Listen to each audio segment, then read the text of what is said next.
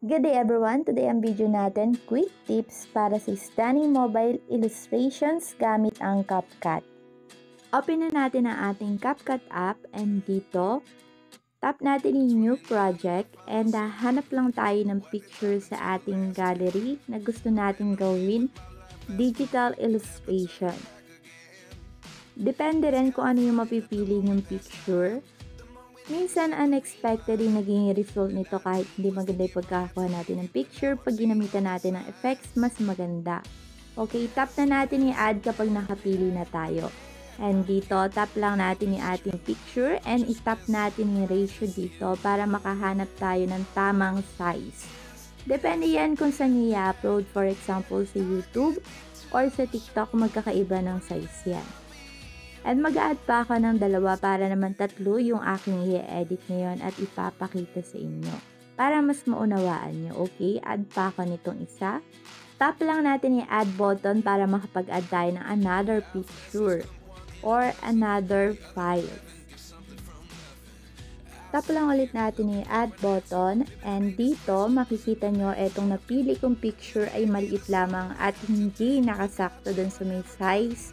Para sumakto sa ratio na napili natin, tap lang natin yung mismong screen ng ating cellphone and i-zoom in lang natin para mag-fit siya dito sa screen. Once na nakaset na yung ating mga picture na babaguhin natin, balik tayo dito sa may pinakasimula and dito sa mga pagitan nila maglalagay tayo ng transition.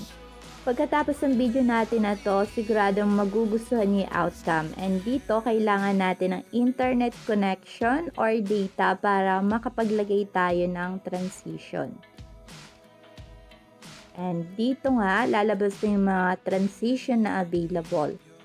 And take note na yung mga meron tatak na pro, hindi natin pwedeng gamitin unless willing tayo magbayad ng subscription. Kasi hindi natin ma-export kapag hindi tayo nagbayad. So, ang gagamitin lang natin yung mga walang tatak na pro. And under ng overlay, dito ako kukuha. Itong parang mix yung effect. And ganun din i-apply ko dito. Pero pwede naman natin i-tap yung apply to all kung madami tayong mga pictures na lalagyan ng transition para hindi na iba-iba at para hindi na rin tayo mahirapan. Alright, almost done na tayo. Nandito na tayo sa pinaka-favorite part nyo. So, itatap lang natin yung picture na gusto na natin baguhin. And para mabago natin yan or magamitan natin ng effects. And dito, makikita nyo yung effects. Tap nyo lang yan. And here, iselect nyo yung photo effects. And dito, ang dami nyo nang pwedeng gamitin. Pero, ito mga trending pwede kayo mamili dito. Try natin yung JP Anime and makikita niyo yung pinagkaiba nito sa pipiliin kong effects mamaya. So, hintayin lang natin ma-generate. Medyo matagal to, huwag niyong kalimutan. Like, subscribe, and hit the notification bell for good luck. Alright, makikita nyo from real photo, ito na yung naging digital sketch natin. Pero yan ay JP Anime photo effect. Pero kung hindi mo nagustuhan yan, itap mo yung undo para maibalik sa simula and pumili ka lang ulit ng effects na gagamitin mo. For example, etong comic under ng portrait. So, hintayin lang natin. Wow, ang ganda, diba? Para siyang natural na din drawing talaga. And ganun din naman sa ibang photo kung gusto natin i-apply ulit yung ganitong klaseng effect, yun lang ulit ipipiliin natin. So, for example, etong pangalawa. Punta lang tayo dito sa may style or effects. And hahanapin nga natin yung kaninang napili natin para pare-pareho naman yung atake ng ating digital artwork.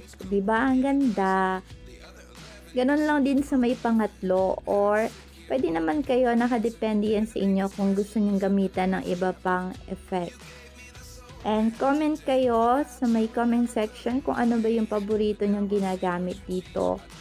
O diba napakadali lang ng mobile illustration dahil napaka-high-tech na talaga ng panahon natin ngayon. We can add text also. So tap lang natin yung arrow button pag hindi natin makita dito yung text. And here we go. Eto, tatap lang natin yung add text. And bahala kayo kung ano yung ilalagay nyo sa inyong digital sketch. So ayan, ang ilalagay ko sa akin ay Nature's Masterpiece. Para mabago natin style ng text, pwede tayong pumili dito sa may font. Tap lang natin para makapili tayo ng iba't ibang available dito na pwede natin gamitin. So yung sa akin, ito na lang yung Source Sans Pro or ano sa tingin nyo maganda dito? Parang ito bagay siya dito, no? Sa ganitong style. Kasi ayoko naman na medyo ang nakikita yung pinaka-word ng ating picture. So, kailangan hindi siya masyadong obvious dito. Ang gandahan, no? Pwede natin itong gawing business, ibenta, or isabit natin sa ating bahay.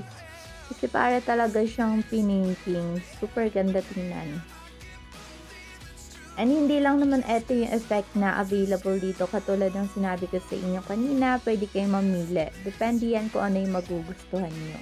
Hindi lang yan dahil pwede rin natin baguhin yung kulay nito. Tap lang natin yung style. Ayan. And dito mamibili tayo kung ano ba yung maging kulay ng ating text. Pero sa akin, mag-stick na lang ako dun sa may white para hindi masyadong pansinin etong aking text. Kasi hindi bagay pag red. Tap lang natin yung bilog para bumalik sa default color yung text.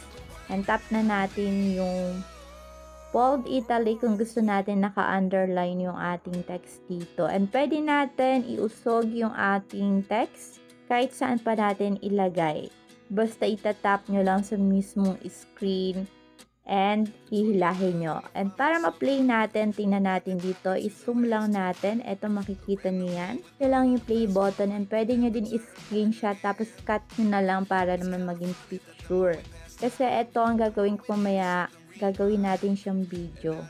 And dito naman sa may pangalawa, mag-a-add din ako ng text. Katulad nung kanina, pwede natin i-copy na lang tong text natin para pareho yung pinaka-font na magagamit natin. Pero nakadepende pa rin yan sa inyo kung ano bang font yung gagamitin nyo. And tatap lang natin mismo yung pinaka-text. Tapos, babaguhin lang natin yung ilalagay natin words. Etong nasa gitna, i-decided na ibang font na lang gagamitin ko sa text. And dito ko siya ilalagay sa may pinaka-gitna ng picture. At gitna naman, dito lang sa may pinaka-gilid. Gitna na lang siguro. Oh, what? Dito na lang. Ayan, parang hindi masyadong obvious yung words. Tapos, dito naman sa pinaka-last, copy ko lang yung kaninang font. Etong nasa unahan. So, itatap natin to para ma-copy natin. Then, hanapin natin yung copy dito sa may baba. Then, ida-drag lang natin dito. Itatapat natin sa picture na gusto natin paglagyan. And tatap ulit natin, double tap natin para naman mapalitan natin yung nakalagay dito. And here ang ilalagay ko, less is more. Ayan, di ba ang ganda? And almost done na tayo. Papakita ko din sa inyo kung paano ba natin malalagyan ng sound tong ating digital artwork. Now, itap na natin yung zoom in para makita natin and ipi-play na natin. Let's play the button. And ayan, makikita nyo, diba ang ganda ng transition ng mix? Kasi makikita nyo para talagang lumilipat. And pwede pa kayo magdagdag ng additional photo para madami. And now, para makapag-add tayo ng audio, tap lang natin yung audio. Ayan, tapos pipili tayo sa sounds. Pwede dito sa TikTok or depende kung saan nyo i-upload. So, make sure na walang copyright. Tapos, itap nyo lang yung add button dito para mailagay yun sa inyo ini-edit. Pero ako, hindi na kasi ako maglalagay. So, magbaback na lang ako doon. Right, sampulan ko muna kayo kung paano natin gagawin photo to. Zoom in natin, tapos dito screenshot lang natin. And then, i-edit lang natin, kakat lang natin yung mga nasa gilid. And, isi-save natin, then mapupunta na yan sa ating gallery. O, diba? Ang ganda. And kung masyado kayong creative, syempre pwede nyong gawan ng paraan yan para mas lalong ma-enhance yung ganda ng ating digital artwork. Para naman gawing video, itatap lang natin itong arrow button dito. Then, mag-export. Hintayin lang natin mag 100% ay mapupunta na yan sa ating gallery. And pwede niyong gawing negosyo to, lalo na sa mga medyo oldies na ma-appreciate nila yung mga ganitong artwork. Hanggang dito na lang ang video natin for today. Thank you for watching and stay blessed.